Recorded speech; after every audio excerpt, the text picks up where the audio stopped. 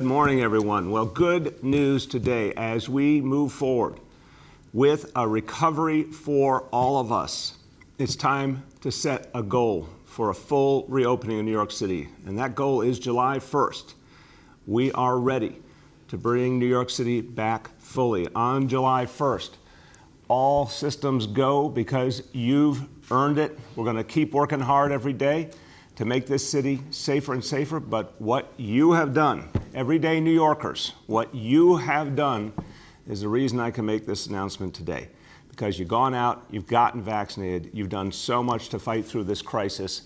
Now we can see that light at the end of the tunnel. What does it mean? It means we get to go back to so many of the things we love. It means so many jobs get to come back, and soon. It means that the things that make New York City special will be clearer than ever this summer. This is going to be the summer of New York City. We're all going to get to enjoy this city again, and people are going to flock here from all over the country to be a part of this amazing moment in New York City.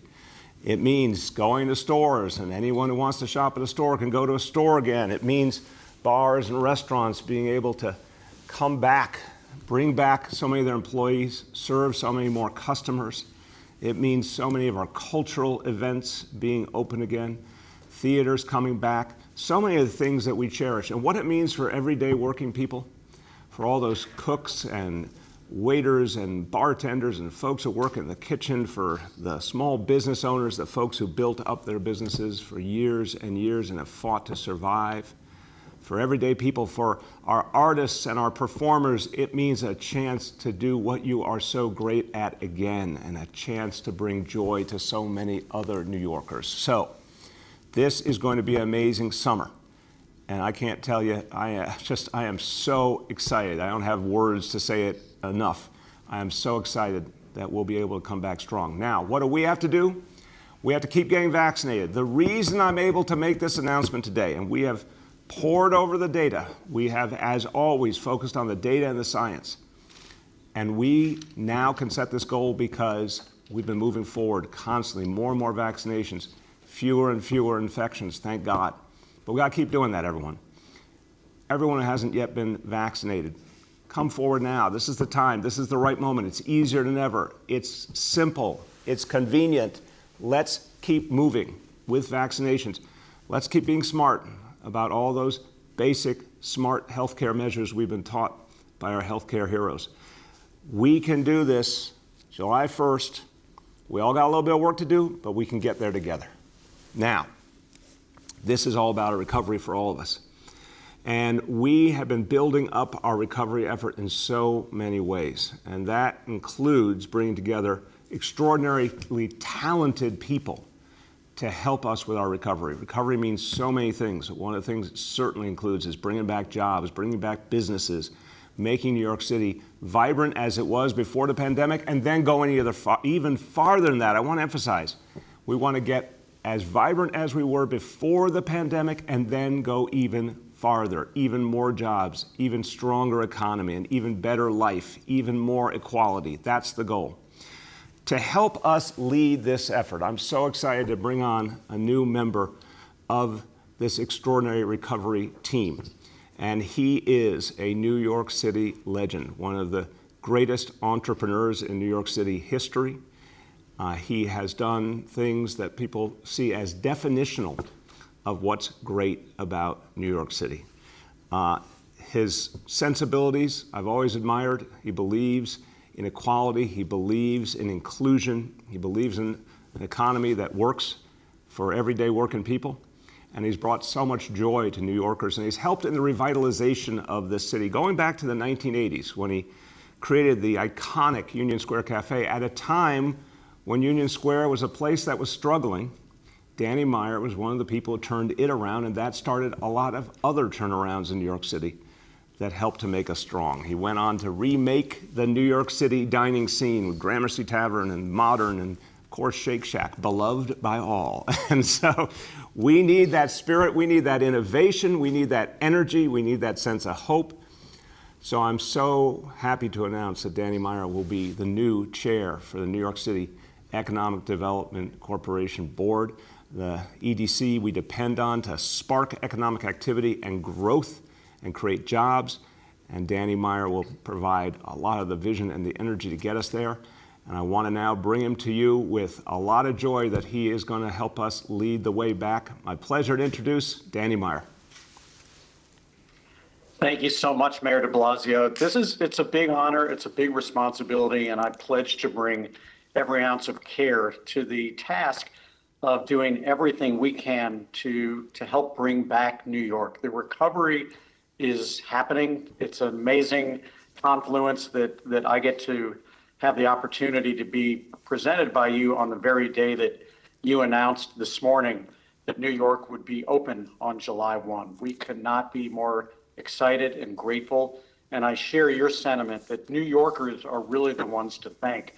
People have been so incredibly careful and thoughtful over this past year, and we deserve this moment. Now, I've made a career out of trying to turn challenges into opportunities, and we have a big challenge right now. New York is a city that thrives when people are together. This is a city that is built on people wanting to live closely together, to work closely together, to be live audiences, to be performers. And those are the very things that have been unsafe to do during the pandemic. But now we're going to be able to bring that back. It will be a big challenge. It'll especially be a big challenge because we need to hire a lot of people very, very quickly in the city. There are also a lot of people who are seeking jobs at this moment in history. So one of my hopes was that the city can be an agent to help connect job seekers with those who want to hire, because we are in for one of the biggest recoveries ever. And I truly believe that hospitality, the way we make people feel in this city, is what's going to lead the way. So thank you for this appointment, and I will do the very, very best I can with the EDC. Well, Danny, thank you so much. I have total confidence in you. I've watched your work. I've enjoyed the benefits of what you have done by going to some of your amazing restaurants. And I've seen the ethic you've created, the atmosphere you've created, the approach. It's positive, it's hopeful always, and that's exactly what we need now. And I love what you said, turning challenges into opportunities. This is an extraordinary opportunity moment for New York City.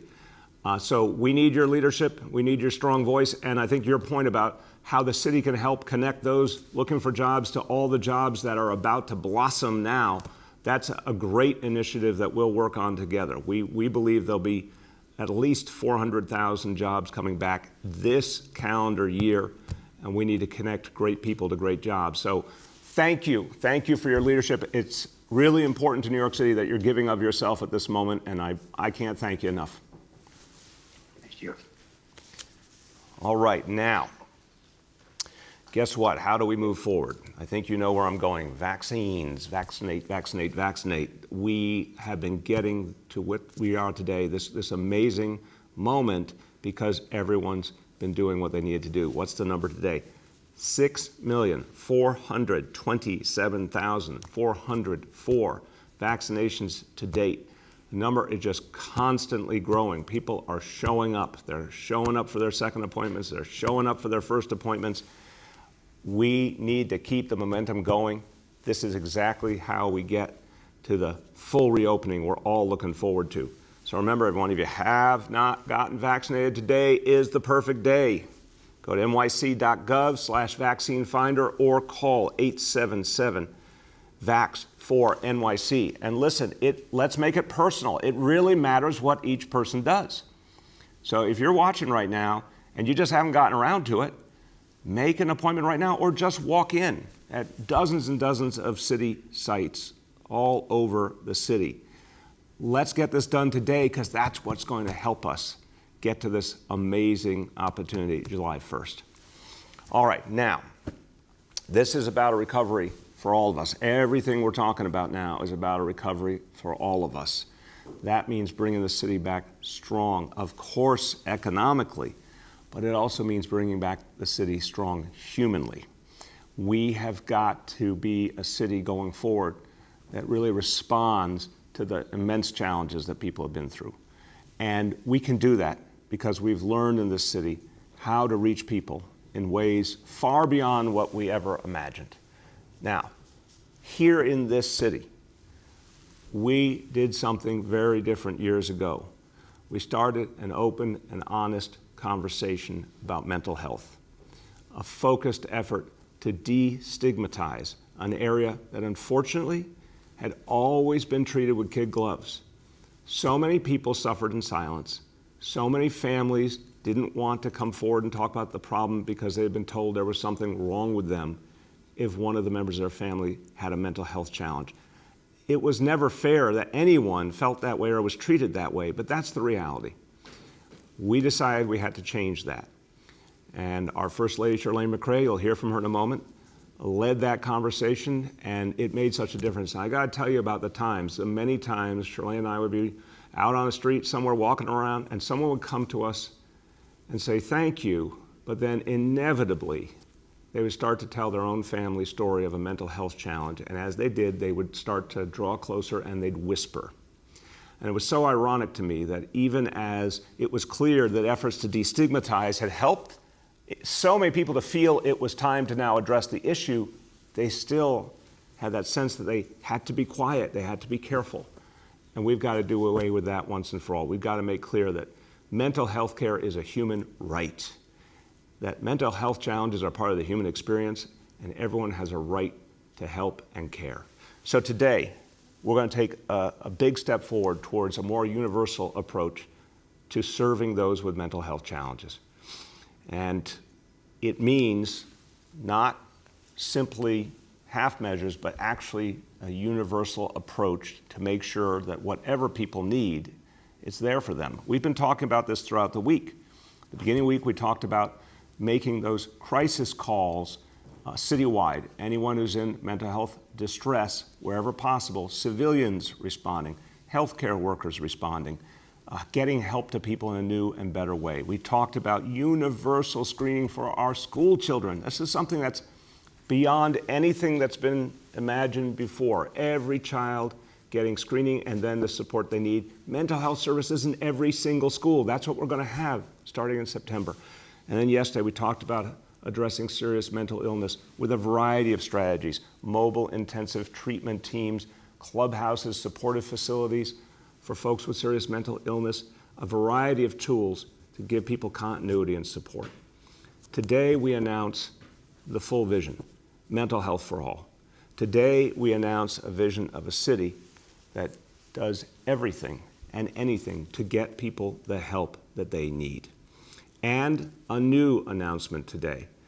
For all city-sponsored vaccination sites, we will be providing mental health check-ins for everyone who's been vaccinated.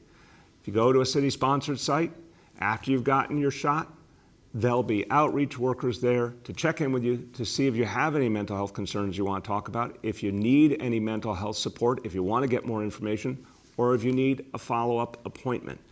We're going to be at our city-sponsored vaccination sites helping hundreds of thousands of New Yorkers in the coming weeks by giving them a free vaccination. Let's go the extra mile. Let's check in. Let's see how they're doing.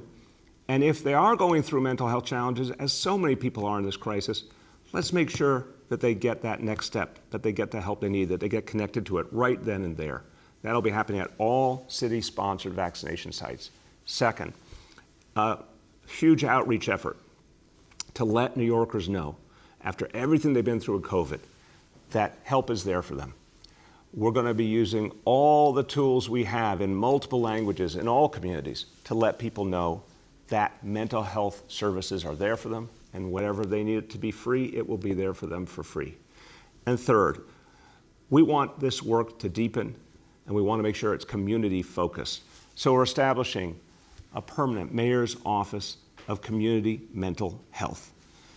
In the end, the way to reach people with mental health challenges is early and often. It's at schools, it's at community-based organizations, it's in shelters, it's in so many places where people need help but historically have not had a place to turn. This vision and this office will ensure that mental health services are available at the grassroots all over this city. That's the vision, and I want you to hear now from the visionary, because she has continued to push the spectrum year after year and say to people from all city agencies, we can do more, we can reach more people, we can do better. What's the next thing we need to do? And this Mental Health for All vision comes from her hard work. My pleasure to introduce our First Lady, Shirley McCray. Thank you, Bill. And good morning, everyone. This is a special day and a really special week for our city. It's a huge leap forward, increasing mental health support for all New Yorkers. In the early days of this administration, we held mental health town halls across every borough. And I still remember standing outside of the first one at Brooklyn Borough Hall, not really knowing what to expect. We weren't sure how many people would show up. But when we walked in, let me tell you, that room was packed. And town hall after town hall was the same. I began asking people, can you please put your hand up if you or someone you care about has a mental health challenge? And every time, almost every hand would go up. I would joke and say, if your hand is not up, then you probably don't know your friends or your family as well as you think you do. And people would laugh, and it helped get the point across that despite the stigma and the stereotypes and the lack of awareness that make it so hard for us to talk openly about this subject, that mental health challenges and substance misuse are part of the human condition. They touch all of us. At that first town hall, we listened intently to people as New Yorkers from every walk of life told us their personal stories, bravely bearing their souls. I remember there was a young African-American man who would leave work, dropping everything that he was doing to tell us, to rush to his sister's side and help her while she was in crisis at a hospital. He would do this over and over again because she wasn't getting the constant care that she needed. A father who yearned to get his daughter the ongoing support that she needed for substance misuse also talked about his pain and his shame. He loved her, but he didn't know how to get her help. Every story we heard was different, but so many people who spoke ended their story by saying, I didn't know who to call, and I didn't know what to say. We had tapped into a deep hunger and a very deep need, and we started a public conversation, a difficult conversation that New York City had really never had before. Every program, from Thrive NYC and city agencies, every expansion of existing services over the past 7 years is a direct response to what we heard in those rooms and from New Yorkers all over the city. People wanted easier access to care. They wanted culturally competent counselors who speak their language. They wanted services in their communities, more coordination across government agencies and community organizations. Since 2015, we have connected hundreds of thousands of people to care. And now, as we emerge from COVID-19, we are building on that foundation in a very big way. Every new program announced this week is designed to bring more help to New Yorkers, wherever they live, by placing services in schools, at our vaccination sites, in communities of color, and more. We stand ready to help with new efficient practices like telemedicine, which has helped health and hospitals host more than 200,000 virtual mental health resources, mental health sessions this year. That's pretty amazing. And with this executive order and the creation of the Mayor's Office of Community Mental Health, we ensure these innovations will serve New Yorkers for years to come. Mental health is part of all of our lives, and so mental health support should be part of our lives too. Today is a promise to all New Yorkers. No matter who you are, no matter what you need, New York City, your city, is here for you. Thank you so much, Shirlane. And you can hear the passion in Shirlane's voice, the fervent belief that we can and we must reach everyone who needs help. I want to bring another person forward who has been one of the most passionate voices in the City Council, fighting for the residents of her district and East Harlem and the Bronx, but also for the whole people of New York City. She's spoken up about the need to do something even more in the area of mental health and the need to make permanent a community-based approach to mental health. I really appreciate her advocacy and her leadership. My pleasure to introduce Councilmember Diana Ayala. Thank you, Mr. Mayor. I'm actually really, emotional this morning. Leading up to today's announcement, I was really just this morning really floored. Yesterday morning, and I was getting ready for work, I was watching the announcements on the clubhouses and the emergency response calls, and I was so elated. And I thought, this is wonderful. Like we're moving in the right direction. And I think that today's announcement really helps to complement yesterday's announcement, because it really allows us an opportunity to build an office that builds on policy matters that truly affect communities of color.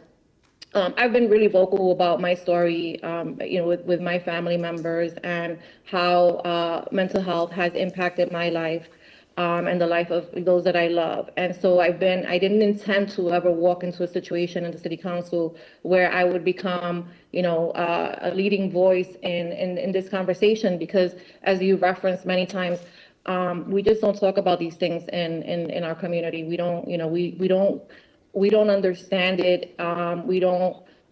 It's frowned upon. And I really want to commend, because I think that, I've said this, privately, I've said it publicly. I want to commend the First Lady, because I think that she, like I, have been driven by our own personal experiences and really just wanting to leave this city better than we found it, and understanding that there are so many gaps in services that prevent, people of color from really truly accessing care in their own communities, has been, pretty eye-opening. And I want to commend her, because I think that she allowed us a platform that, gave us permission to, for the first time, have a conversation about mental illness.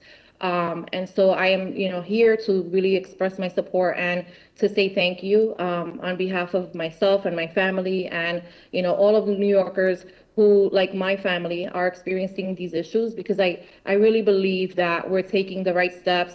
And, to people who say that we're not going far enough, I think that there's always, there's always an opportunity to learn from every experience. But I think that, you're building an infrastructure that's leading us in the right path. And so I thank you and congratulations. And again, First Lady McCray and Susan Herman, thank you so much for your advocacy on behalf of New Yorkers.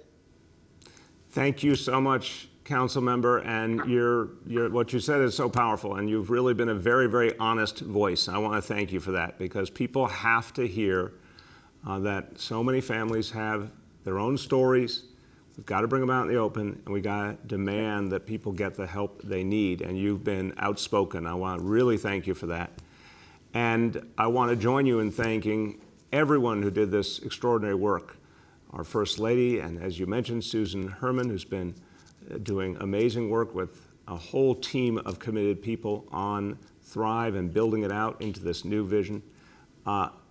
Everyone I've met who works on mental health issues does it as a labor of love, and that's going to be clear in this effort going forward and this larger vision of mental health for all. So thank you, Council Member. And everyone, I want you to get a look at the full sweep of mental health for all, what it means for people in the city and how we are building this out. So we have a video that gives you a sense of just how important this is going to be.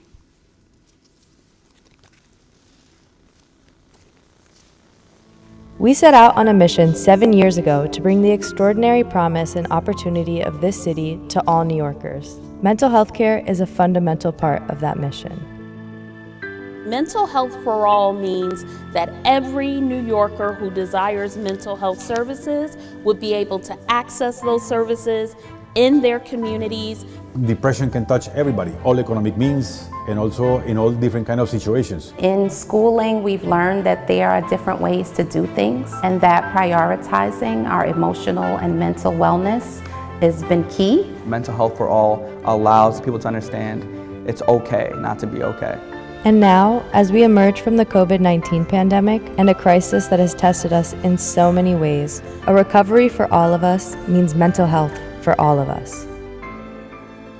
The pandemic has created challenges never before seen in New York City. The stress of living in the pandemic and working through it has been a lot to deal with, along with everything else that's going on in the world. Thrive and the various hotlines that the city provide. Mental health services are so critical, not just in mental health facilities, but also in our houses of faith, in our cultural institutions. Right now, during the pandemic, the expansion of talking to the patients through the phone or through video, that increases the contact with them. Just like we take care of our bodies, just like we take care of our landmarks in this city, we have to take care of our minds. Most families aren't aware of all the services, and that's when we step in to try to provide them with that information. The city's been a great support in the area of mental health for our students, self-care for our parents, for our staff, and it's something that we want to continue to do even after the pandemic. Thrive NYC has opened doors for millions of New Yorkers and embedded mental health into dozens of city agencies and hundreds of community organizations. And most importantly, it started a powerful conversation in our city. Whoever you are, Whatever you need, New York City has one goal: Mental health. mental health. mental health. mental health for all.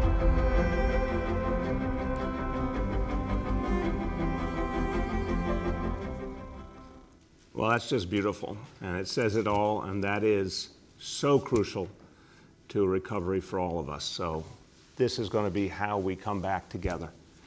And that is a perfect segue to our indicators for today, and this is one of the best we have seen in months and months. So a good day and further proof why we are now poised for a full reopening of New York City. Indicator number one, daily number of people admitted to New York City hospitals for suspected COVID-19. Look with your own eyes. Today's report, 97 patients.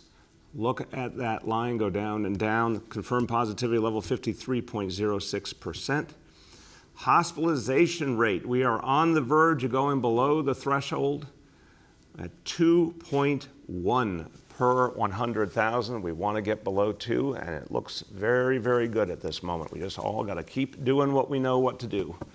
Number two, new reported cases on a 7-day average. Today's report, and again, look at that downward slope. Today's report, 1,354 cases. And number three, percentage of people testing positive citywide for COVID-19.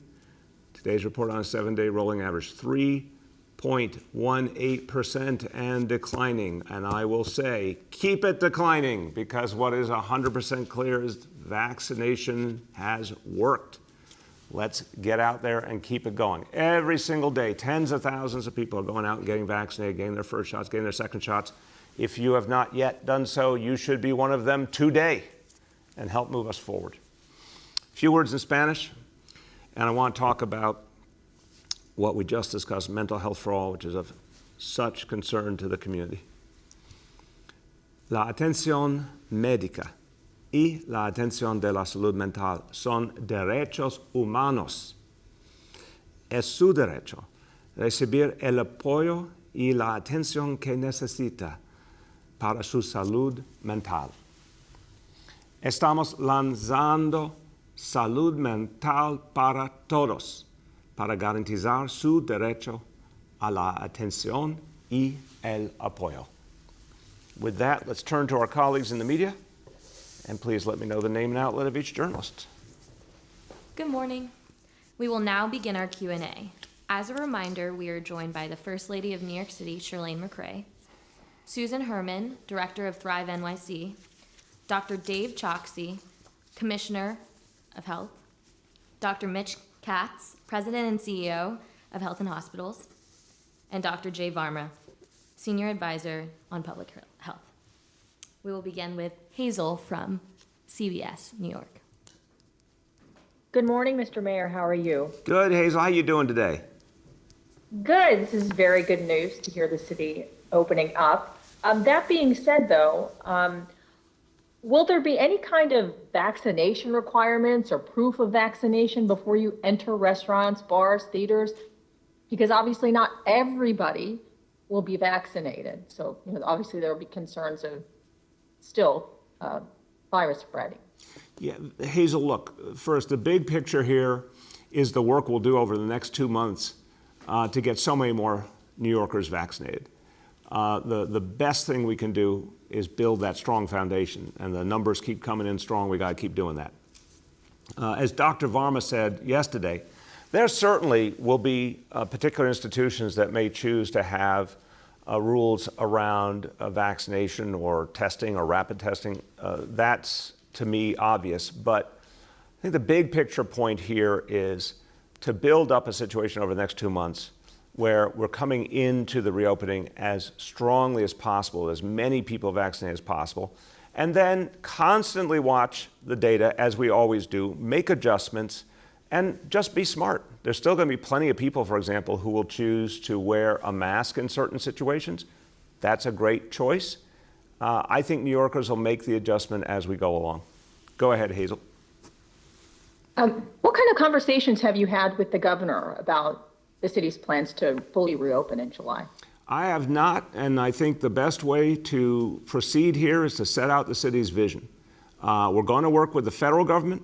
We're going to work with the state government, but it's quite clear. You just saw the indicators. You've seen the numbers of vaccination. It's quite clear it's time to set a goal and move on that goal. So we'll work with all the other levels of government, but we've got to keep moving toward a goal at this point. Next, we have Shant from the Daily News.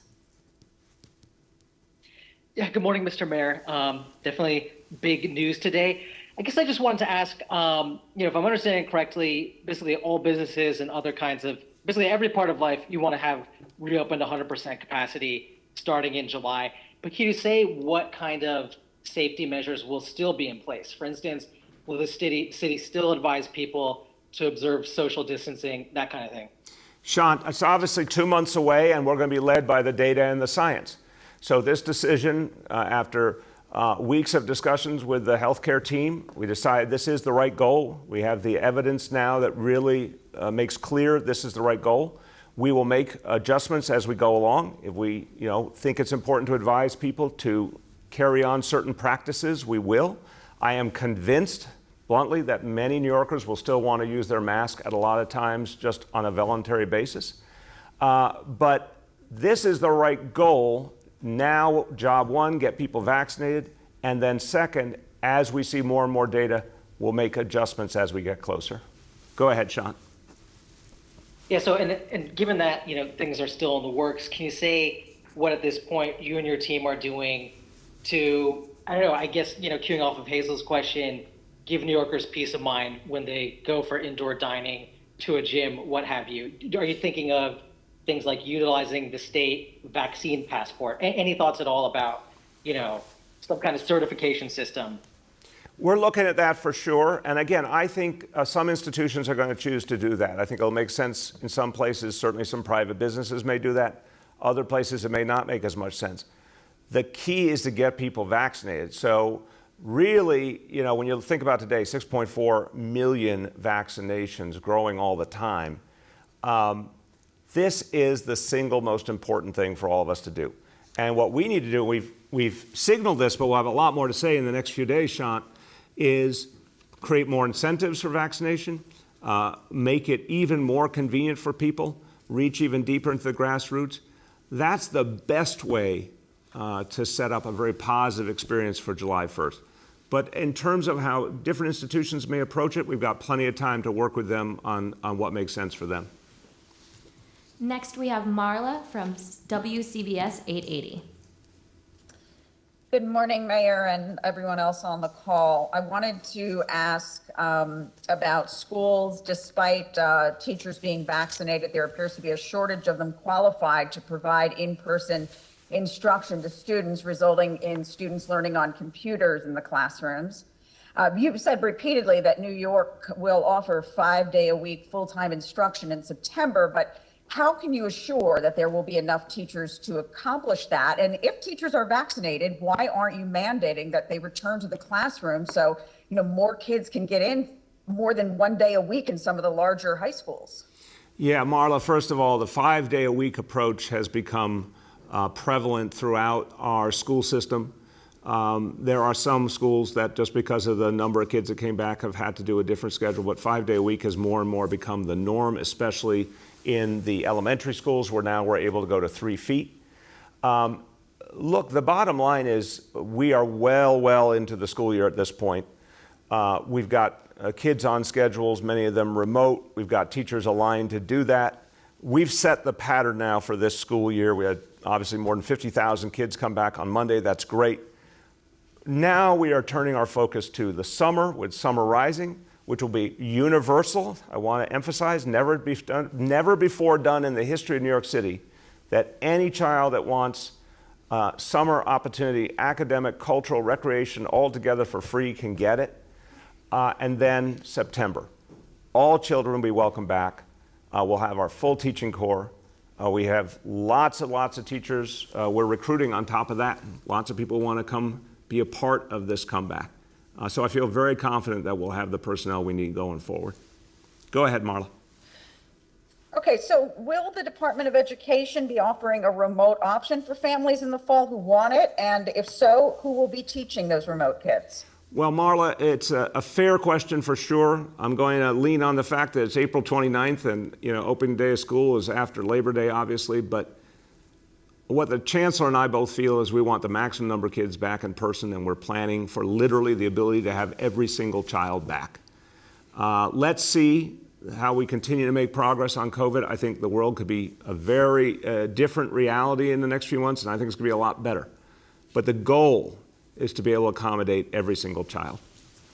Next, we have Katie from the Wall Street Journal. Hey, good morning, Mayor de Blasio. I guess as a follow-up to that question, those questions. So I read, I believe in Chalkbeat, that the U of T representative said teachers will still be allowed medical accommodations next year. This was granted because of COVID. Can you explain why, and would a teacher, if a teacher requires medical accommodation because of COVID when there are vaccinations and lower rates, would that not then have someone go on disability? Can you explain why the accommodations will be extended to the next school year? Yeah, I don't want to make, I don't know who you spoke with. I want to make sure we are accurate. The accommodation system was structured for this school year in the atmosphere of a COVID crisis. We are clearly coming out of that crisis. Next school year is a different reality. We'll have a different approach. We'll have more to say on that as we get closer. But no, the rules that were in place were for this school year. Go ahead, Katie. Great, thank you. And I guess, going back to this reopening plan, I know Monday is when city workers are set to return to offices.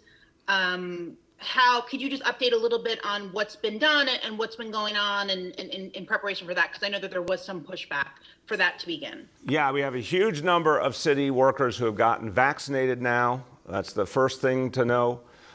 We have obviously proven over and over again that we have the tools to keep people safe. The best example remains our public schools, where all that gold standard of different health and safety measures worked, continues to work. We keep bringing back more and more kids. It keeps working. We've applied a lot of those same exact measures to our public offices. There'll be a lot of cleaning, a lot of smart efforts to keep people safe. Mask wearing, obviously, different numbers of people at different times. There'll be rotation system.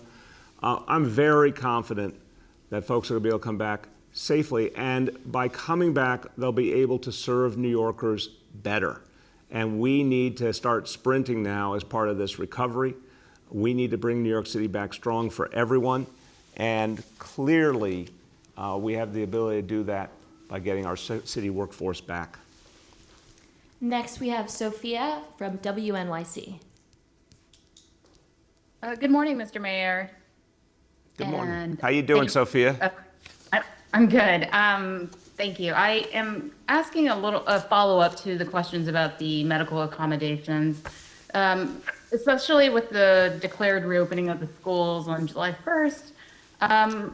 There's been some pushback that this is conveniently after school's end date, and whether the UFT and medical accommodations that are in place right now have played a role in that timeline. No, obviously not. The goal here is to prepare this city for a full reopening. We know that's going to take some work, and it will take work for different businesses and institutions to get ready for that. But it's also time to keep getting more and more people vaccinated. I said a long time ago, back in January, our goal was to get 5 million New Yorkers fully vaccinated by the end of June. We're still working on that goal. This synergizes perfectly with that. But we're actually seeing even better indicators now. And again, this is the data and the science talking. We're seeing better indicators in terms of healthcare than we even expected at this point. And this is the power of vaccination. When you do 6.4 million vaccinations, you're going to see an impact. And we're seeing it. But we'll have even more time to get ready and go much deeper between now and July 1st. Go ahead, Sophia. Great. Actually, that leads me to my next question, which is that, so the vaccination campaign has reached millions of people, but it's still concentrated in high-income areas and predominantly white neighborhoods. If the demand for walk-up appointments or the vaccine buses continues to drop, are you going to think about moving that reopening date from July 1st? There's been about a decline of 100,000 shots last week relative to the week before. Sophia, first of all, we've had some aberrant realities the last few weeks. We all know because of Johnson & Johnson. I mean, that was a clear curveball that slowed us down some. But we got a lot of other interesting evidence that didn't slow us down much. As you heard from Dr. Choksi yesterday, the rate at which people are getting their second shots is much better here in New York City than around the country. That's a really good sign. About 95% of people are showing up for their second shots when they should. That's amazing. That's positive.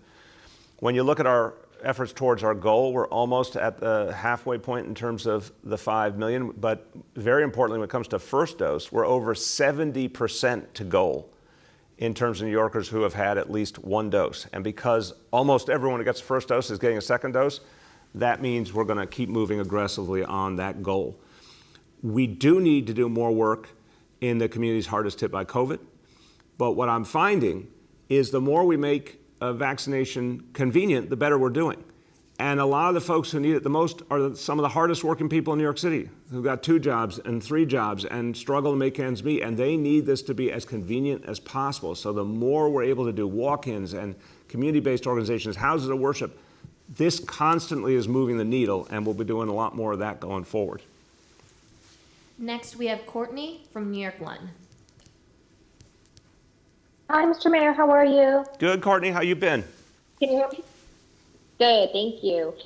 So also on the reopening, I mean, I understand that you need state approval. What specifically do you need the state to approve, considering, I guess, the balance of power in Albany has shifted a little bit? And thinking of the state, do you also need the subways to come back 24/7 in order to really make New York back the way it used to be? 2 great questions. So look, Courtney, I think that was one of the greatest understatements I've heard all year. The quote unquote, the balance of power has shifted a little in Albany. I think the balance of power has shifted a lot in Albany. I think the legislature is running the state of New York, and thank God for it. I have a lot of faith in Andrea Stewart Cousins and Carl Hastie, and they did literally the best budget we have seen in the history of New York State, as far as I'm concerned, certainly in the last generation. They have made clear by their actions the last few days that they are restoring this state to normal democracy. They are bringing back democratic norms in New York State and canceling some of the arbitrary decisions by the governor. What we need is a full restoration of democracy while the legislature is still in session. That is the way to help us move everything we have to do for a full recovery. So to me, that would solve a lot of the questions and concerns here. I believe they're moving in that direction. That's what I think will be pivotal. Go ahead, Courtney. I'm sorry, this is just on the subway closure again, whether you need the subway to come back.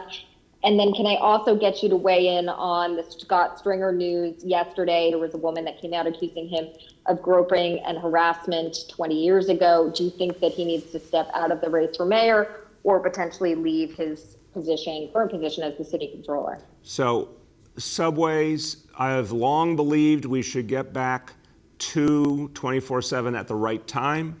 I think July 1st is the right time. I think the cleanup effort has been outstanding. This is an area where the city and state have been in agreement. The cleanup effort really helped. Having the closure for several hours really helped make people more comfortable coming back to the subways. It clearly helped us. In fact, one of the things the city pushed hard was for the state to realize that the right kind of closures could help us address homelessness more productively, and it has. Many, many homeless folks out of the subways into shelter, and they stayed in shelter, and that's credit to everyone at Department of Homeless Services, all the outreach workers.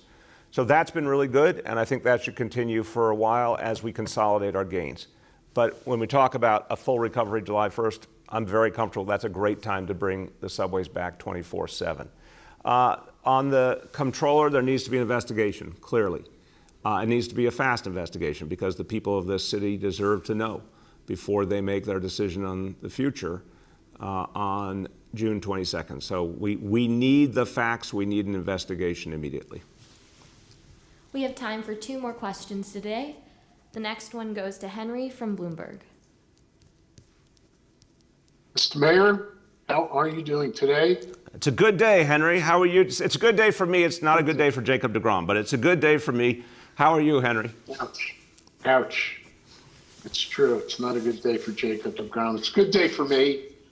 I'd like to ask you another question about New York City opening because despite the difference in the balance of power and everything else, the governor's powers still reside, especially the decrees that he issued. They still stand according to the legislature's vote. So July 1 is really a goal, is it not? Especially considering that Broadway is not going to be open. And, what's your response to that Henry, question? first of all, I'd say this. Broadway's been clear from the beginning that it takes a lot of lead time to put together big, elaborate productions, and they've said September for a while, although there are some shows that I think some of the smaller, more intimate shows, we might be looking more like July, August. And we'll move heaven and earth to help them get that done. And we've been supporting Broadway with the vaccinations, which has been really, really effective. But Broadway's a very important piece of the equation, very emotionally important to us all. But the vast majority of other parts of our life and our economy will certainly be able to get up and running full strength or close to full strength by July 1st. You talked about restaurants, talked about retail stores, cultural venues. I assure you, they can make it happen by July 1st. My point about the state of New York, I think we see the handwriting on the wall. The legislature is reducing the governor's emergency powers constantly. I think they're going to do some more of that. I'd like to see them take the whole big step and just bring us back to normal democracy so we can make these decisions and move forward properly. But mainly, I think the people are going to want it, Henry. I think this is a goal that makes sense. It made sense to our healthcare team. The data, the science speak to it. The number of vaccinations speak to it. I think the people are going to say it's time to come back fully, and July 1st is a really fair date that we can make happen. Go ahead, Henry. Okay, thank you. The other question I have is that there have been these persistent reports, these tweets, these complaints to me from teachers that the infection rates in schools are higher than seems to be reported. There seems to be a disconnect between what's being publicly reported about virus infections in schools and what the reality is on the ground. Is there a way that the city could actually identify where viruses are occurring in schools and the amount of cases in these schools that are being reported? Yeah, Henry, look, there's a lot of transparency out there. We'll connect you with it so you see constantly putting out information. Let me give you the last 24 hours, for example. Tests conducted in schools, 12,738 positive cases, 46. That is a 0.37% positivity level. This has been very, very consistent for months that we've been in that kind of range. We put out a lot of information for the system and school by school, so we'll connect you to that. But no, one thing I am quite certain about, there's incredible rigor. Give a lot of credit to our test and trace team, a lot of credit to the folks in the Situation Room. They have been very exacting about the data, and our healthcare leaders will tell you the data keeps coming back with extraordinary consistency, proving how safe our schools are. Our last question for today goes to Aaron from Politico. Mr. Mayor, thanks for taking my question. You made a couple of references with this reopening plan to, some people are still going to want to be wearing masks. I just wanted to be clear, do you anticipate, does your plan include still having the mask mandate in place, or are you intending to have it lifted at that point? Another organic piece of this, Aaron, and the healthcare team and I have been saying this since January, is that we want people to assume to keep your masks on through June.